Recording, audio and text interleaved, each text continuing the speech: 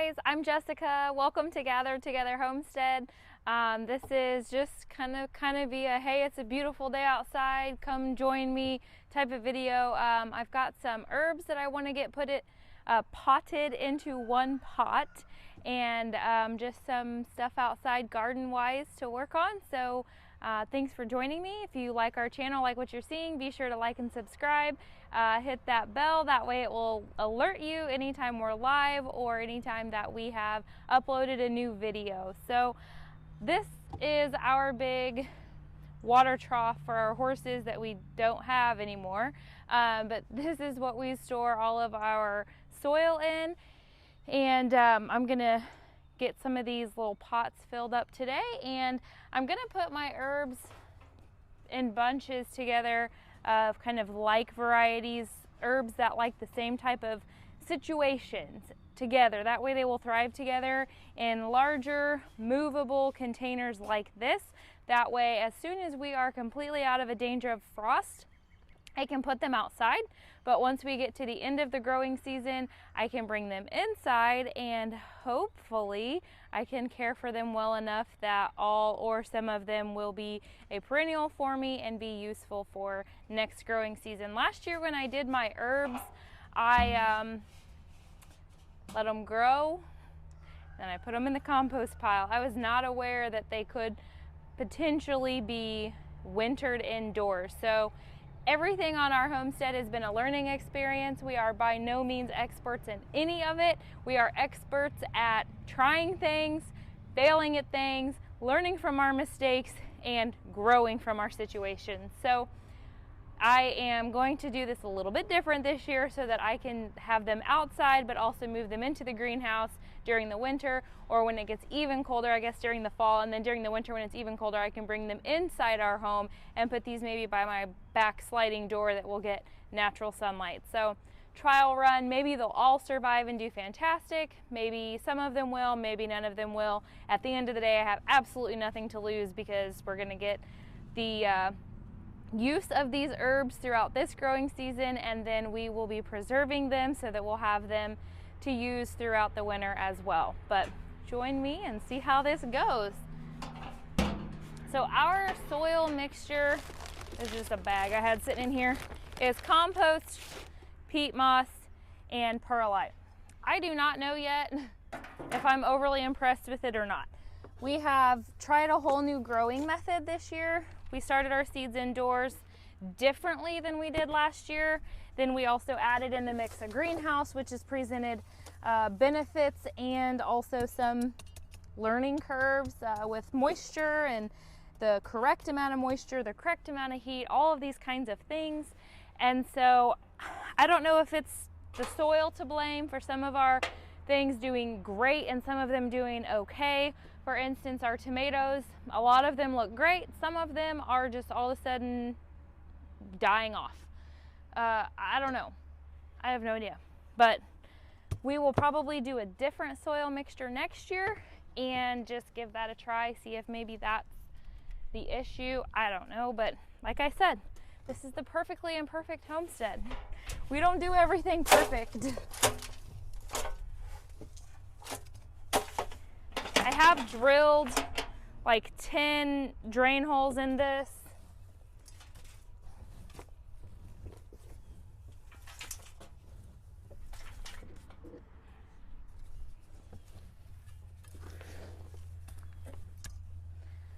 So that I have a nice, easily draining soil. I think I may use some of this. What is this? It's a bag of topsoil. Adds organic matter, has peat moss. Let me give it a try. Add some of it with it, just that way I have plenty.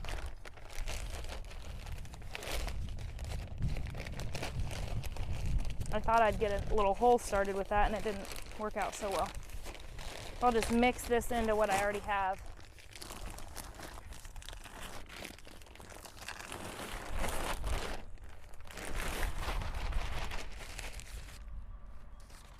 Don't let that blow away.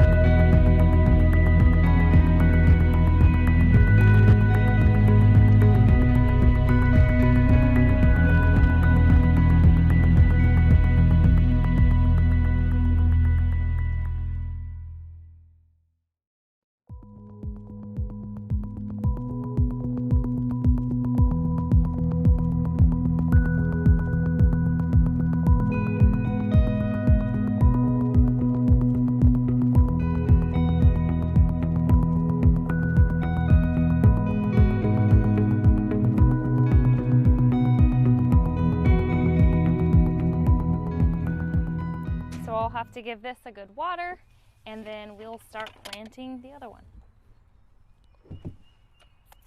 We'll set it outside for now. It's nice. So this one will be my basil, my parsley, and my cilantro.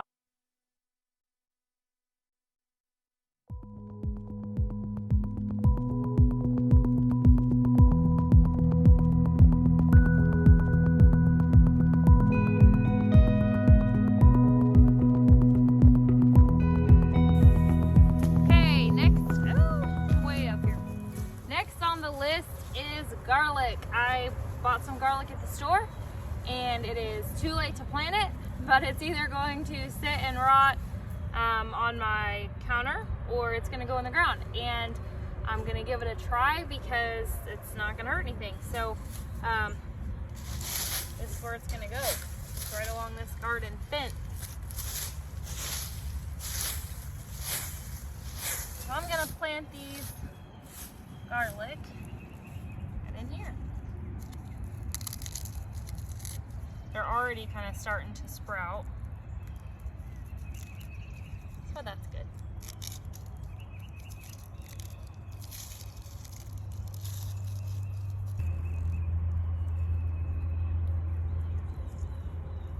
Show you these.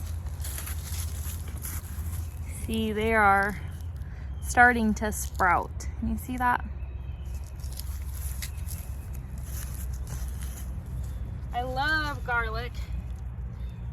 I say that a lot. It's funny, I don't realize that I say certain things so often until I'm videoing myself and realize just how often I say things. But we really do enjoy garlic at our house.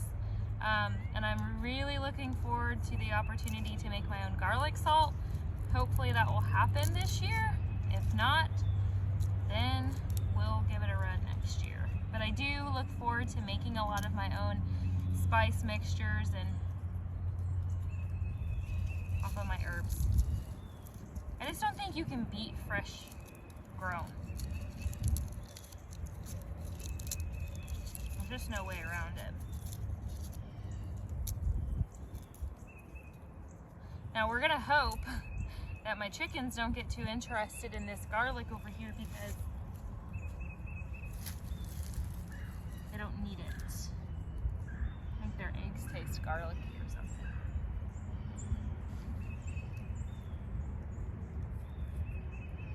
Tuck these little babies in.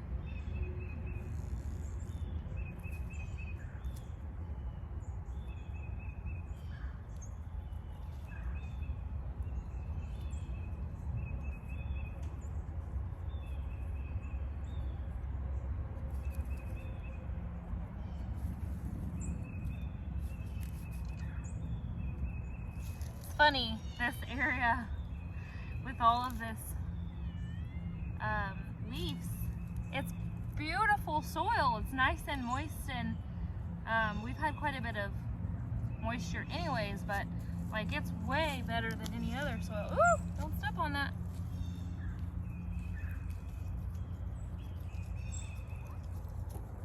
Like, God's mulch is so much better than man mulch. Problem here is I didn't mark where I started. Hi, girl. Okay. That is.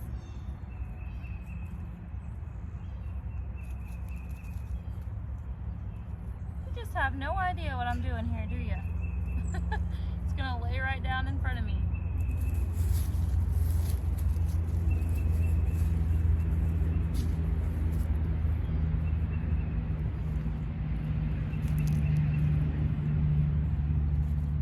Sweet kitty. You're a bad mom, but a sweet cat.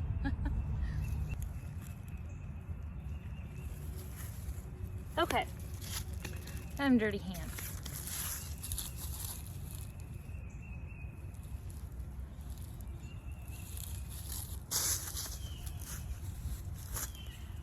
I still have 3 more heads of garlic. Maybe I'll plant them somewhere else, but I need to get out the harrow and get my berm run over real quick, and then I can plant my Perennial Wildflower seed mix. I'm gonna run the harrow over it, broadcast the seed, and then pray that the rain that the Lord is supposed to send this evening that they think they can call. We'll see if he actually sends it, but we'll pray that the Lord sends some rain, and then these wildflowers will just flourish, and that will encourage pollination to my garden and fruit trees. And we have bees coming too. So I planted down here. Let me take you off of my deal. So this is all weeds, but I've found that nothing is bad. There's always a benefit to these things, so they're staying here.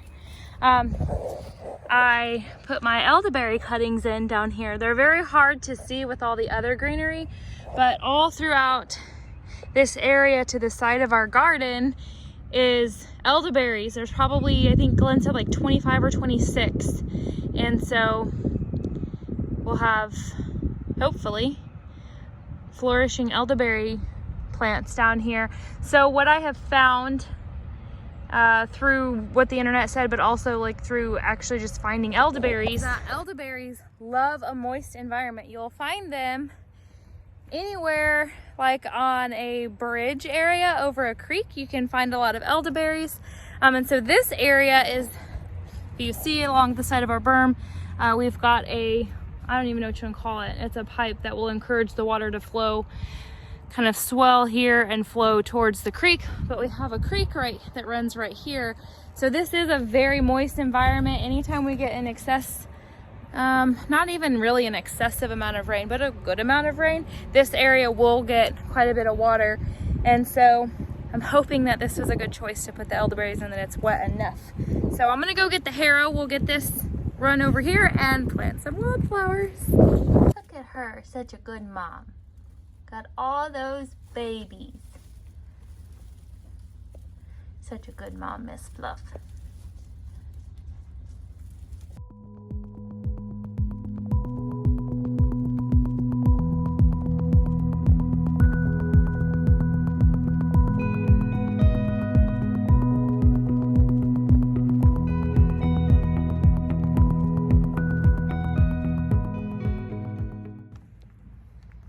So this is the perennial mix I got. It's a Burpee perennial wildflower mix. And last year I had really nice wildflower mix, but then when our garden turned into a creek, we decided that it would be really a better idea to do some dirt work down here and build these berms.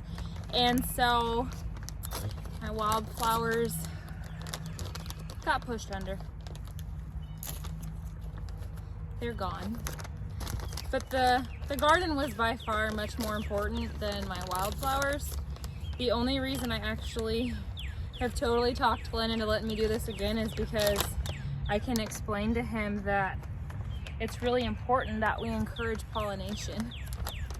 Which is true, but ultimately my big push for the wildflowers is simply because I like flowers. But my brother is supposed to, we're supposed to be getting a box of bees from him, a hive. And so I'm just making sure that they're gonna be well fed, that's all. I got some grass seed in here too. This little spreader, we'll see about this. That looks like a bunch of fill to me. I'm no seed expert, but we'll see how well Burpee perennial seeds work out. That's a lot of filler. Worst case scenario, if it doesn't do as well, there's always next year for wildflowers. Or maybe I'll just go buy another pack and add it to it. But this little handy dandy thing is fantastic, except for when you are by hand seeding an entire like multi-acre area with grass seed. I was not happy with Glenn when we had to do this at all. So I've run the harrow, I'm gonna broadcast this, and then I'm gonna quickly run it over with a rake. I elected to go ahead and load the harrow back up I think the rake is going to be better, and then it is supposed to rain tonight. So that's the trouble with the wildflower area. I don't have a way to like easily water that. So I'm just going to count on the rain God sends, and if they don't work, then I guess there's another time next year.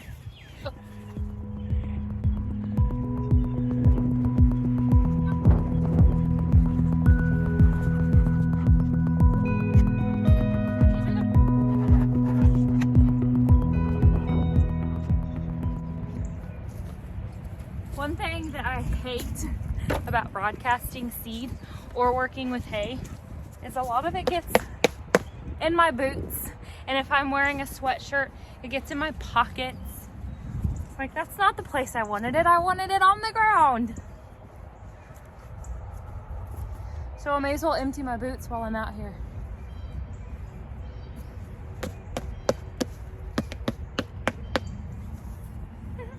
I don't need flowers in my boots.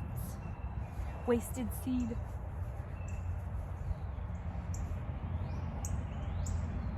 All right, break time.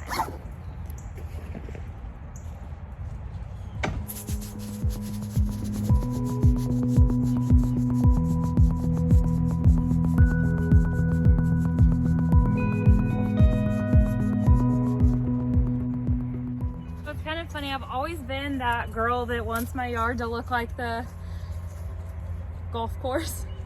And now we have this lifestyle, and I'm finding out that like everything God has put here truly has a benefit and a purpose. And a lot of the things that we consider weeds that people would try and get rid of have a fantastic benefit. And so I've turned into that. And so all of this weeds here, I have elected to put my wildflowers here because we won't mow this. A lot of our yard will get mowed, but this won't. And obviously all these weeds have flowers too and encourage pollination. So we're gonna keep rolling with them, and there'll be areas of our property that are more manicured, and then areas that are just allowed to be a little more wild and free, and this is one of them. And if you can tell, look at that beautiful sky. Oh, there it is. That looks like rain, which is exactly what I need for my wildflowers. On to the next project. Okay, next project on the list today. We have these big, beautiful trees that drop a lot of pine needles, and so my hope, unless it's too difficult, my hope is to gather up a lot of these pine needles. That way I can mulch in my strawberry plants prior to any strawberries.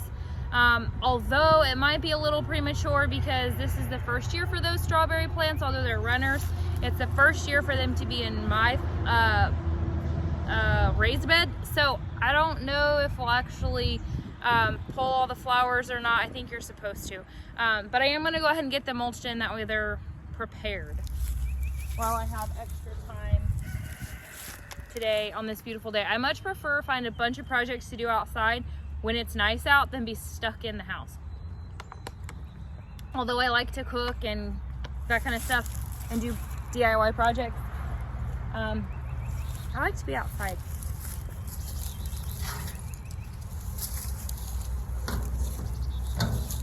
And plus, if Glenn's at work working, I don't really feel super awesome to just sit and chill all day. I kind of like to be getting some stuff done. That way he can come home to stuff being done too.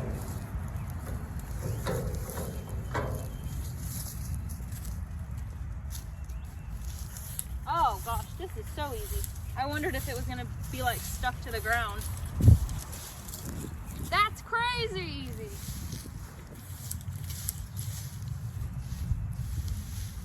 Thank you, God, for this mulch. If you haven't seen Back to Eden Gardening, I think it's such a cool, just a really cool, I guess if you want to call it a documentary, I don't know. Just the way he explains things is so awesome, and I just love being able to use what's already here for another purpose. I think it's great.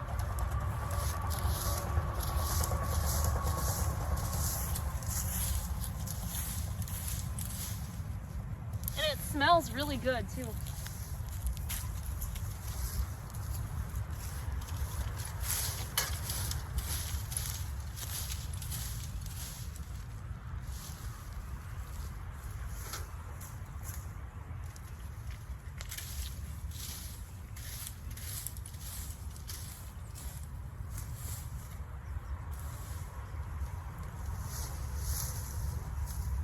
I'm so impressed. This is so easy.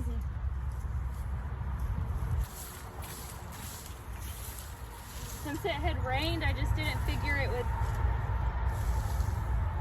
rake up so simple.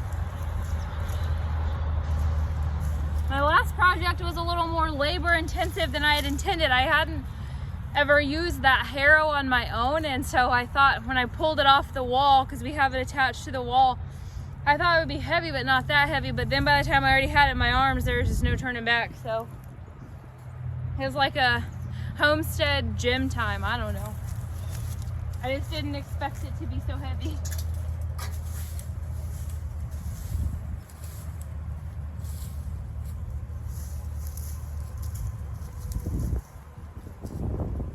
There was a day where I have videos of me lifting very heavy weights, like above my head and stuff, and I look back at those and I'm like, I could never do that anymore. I don't work out anymore. I should, but I just don't find the time as easy. So those kinds of things are a little harder for me than they used to be.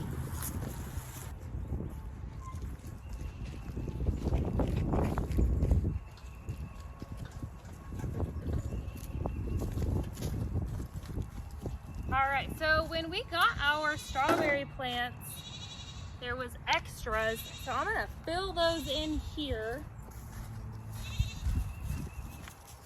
before I mulch this in.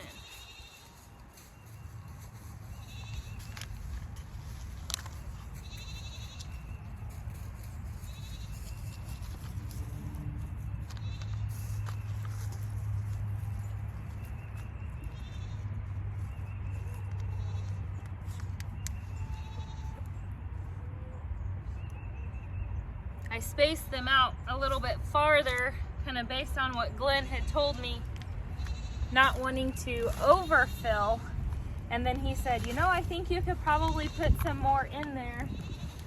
So why not?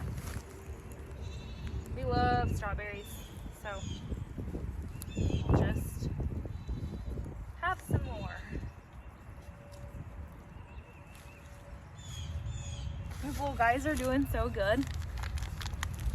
I was so excited with this purchase because I paid $40 and got all of these strawberries plus a couple that died, which was probably my fault. I don't know. And I have two really large, like what you'd buy a tree in, or like a big bush or something. And it's full of like a big, nice sized strawberry plant, which I don't know what I'm gonna do with that yet.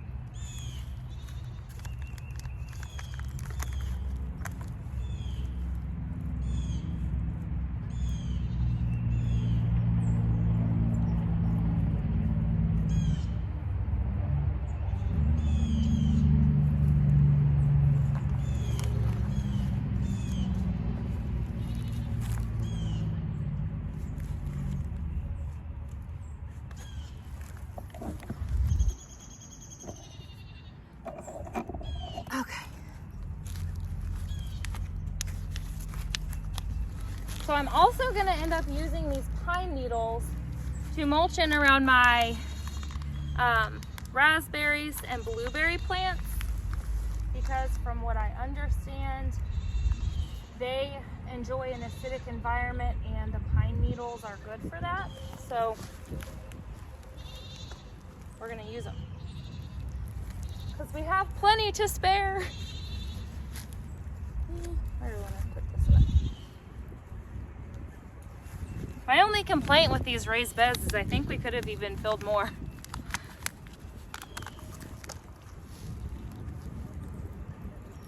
Not that we can have too much garden space.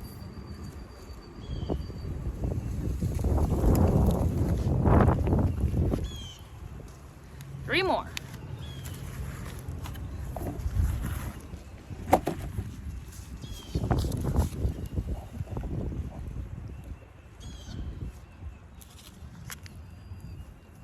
what I'm doing, sorry. There's not a good spot to put the camera right there, except for on the ground.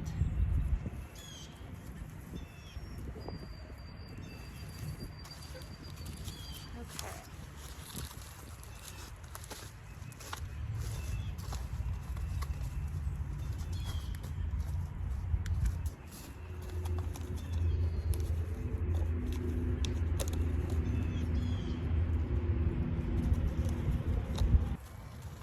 So I'm going to put all of these pine needles down in here in my strawberry bed, and then I'm actually going to end up over time, I don't know that I'll get them all today, but I'm actually going to go ahead and fill this whole area with pine needles. It will be a nice mulch that will keep as thick as I can, that will keep the weeds and stuff down in here, because we don't have a way to mow in here easily. So I'm going to start with one project at a time, do the strawberries, get around the raspberries and blueberry plants, and then, you know, whether it's today or not, over time we'll start piling more in here. But this is just very simple to collect, so it's gonna take me longer to lay this in here around my plants than it took me to load it all up.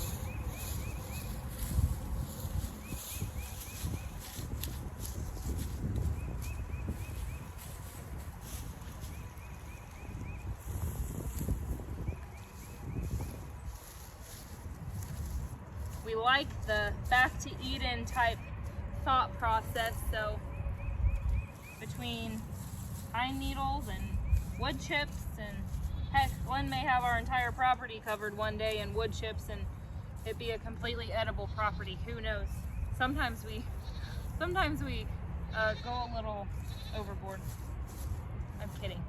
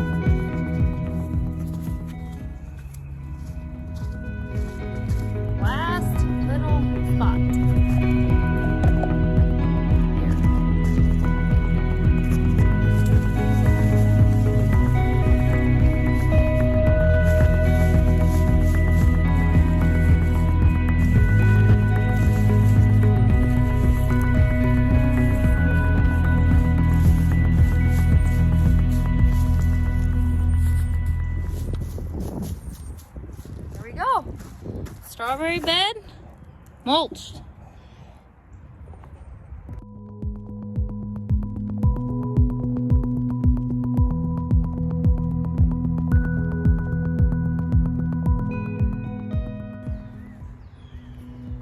Time to go get more mulch. I'm all out. So this mulch will not only provide great nutrients for our plants, but it's also going to be a all-natural weed barrier. So we're really excited to use this. I'm going to keep mulching away and get this taken care of. If you like what you're seeing, don't forget to like and subscribe. Thanks, and have a great day.